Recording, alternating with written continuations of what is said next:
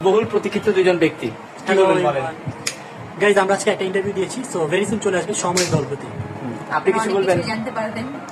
আসলে অজানা অনেক কিছু বলার ছিল যেগুলো আপনাদের জানার ইচ্ছা ছিল, যে আসলে ওদের থেকেও তো আমরা জানতে চাই, কারণ ঘটনা কিন্তু কোনো কিছু ক্লিয়ার না, ওখানে সবকিছু ছিল আনক্লিয়ার, জাস্ট এক পক্ষ ছিল।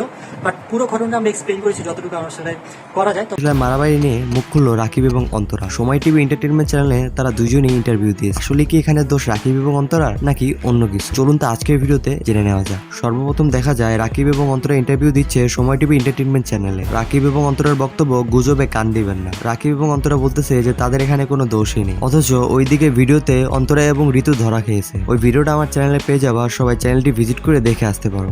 মারামারি সেই ভিডিও ফুটেজে আমরা দেখতে পারি মিথিলাকে দুইটি মেয়ে মারে। তো আসলে সেই দুইটি মেয়ে ঋতু এবং অন্তরা নাকি, সেটা এখনো সম্পূর্ণভাবে জানা যায়নি। এরপর সেটা ক্লিয়ার ভাবে জানার জন্য রাকিব এবং অন্তরার কাছে সময় টিভি এন্টারটেনমেন্ট চ্যানেলের লোক যায় এবং তাদের ইন্টারভিউ নেয়। সেই ইন্টারভিউ রাকিব এবং অন্তরা বলে সেখানে তাদের কোনো দোষ নেই এবং তারা মানুষকে বলে তারা যেন গুজবে কান না দেন। এরপর একটি শোতে মেহেদিকে জিজ্ঞেস করা হয় যে এখানে দোষটা কি আসলে অন্তরার। মেহেদি সেখানে উত্তর দেয় যে আমি এটা বলতে পারবো না যে এখানে দোষটা কার। কারণ হিসেবে মেহেদি বলে যে যারা সেখানে উপস্থিত ছিল তারাই ভালো বলতে পারবে। জানেন রাকিবের সাথে ইয়াসিন মিথিলার নাকি সম্পর্ক ভেঙেছে, সেটাও নাকি বলে অন্তরার জন্য।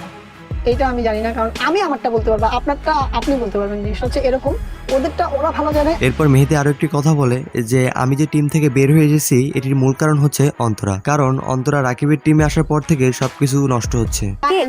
অন্তরার জন্য ভেঙেছে নাকি আপনারও পেছনে হাত আছে? আমি যদি করিও লাভ নাই, কারণ এই যে একটাই কথা, পাগলও নিজের ভালো বুঝে, একটা কথা মনে রাখবেন। এটা সহ আরো অন্যান্য অনেক কথা বলে মেহেদি হাসান। তো পরিশেষে সবাই অন্তরার দোষটা দিয়ে যাচ্ছে। আসলে কি এখানে অন্তরা দোষী নাকি অন্য কেউ? রাকিব ও অন্তরার এই ইন্টারভিউতে সবকিছু ক্লিয়ার না হলেও এটুকু ক্লিয়ার হয়েছে যে রাকিব ও অন্তরা এখানে জড়িত ছিল না। বাট ওইদিকে কি মিথিলা এগুলো নাটক করতেছে নাকি ইয়াসিনের কোনো সাজানো প্ল্যান? তো সবকিছু এখনো ক্লিয়ার হয়নি। ক্লিয়ার হলে অবশ্যই আপনারা জানতে পারবেন। তবে ইয়াসিন বলেছে রাকিব এবং অন্তরার নামে তারা মামলা করবে এবং আইনগত ব্যবস্থা নিবে। তো এই ছিল আজকের ভিডিওতে। দেখা হবে নতুন কোনো ভিডিওতে নতুন কোনো আপডেট নিয়ে। ভিডিওটি ভালো লাগলে ভিডিওতে একটি লাইক এবং চ্যানেলটিকে সাবস্ক্রাইব করে পাশে থাকুন।